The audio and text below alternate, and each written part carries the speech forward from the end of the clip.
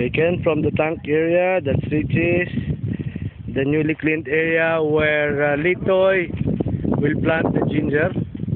They've decided to plant the ginger here between Richie's and your place.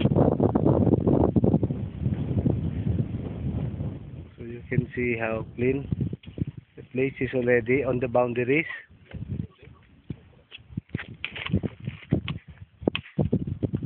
The tank. This is how it looks since Thursday that we were here.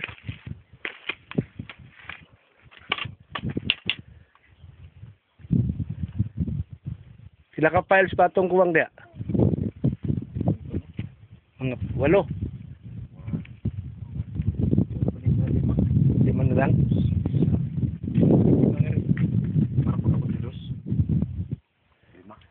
Lima ka hollow blocks pa. Okay, 5 more hollow blocks to reach the 2 meter height, Roger. 5 more hollow blocks. Mahuman na ni next week. Mahuman na next file. No, file no. Oh, yeah. Finishing mata sa sud. Finishing pa. Floringan naman sa ano sa Oh, floringan sa. Oh.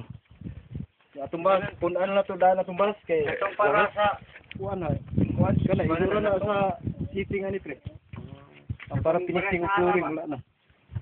Mao ba? Mo ba? Gini-count kid. Oh, kuwang tag bus sa kalod. Orderin na lang to. Kunsel.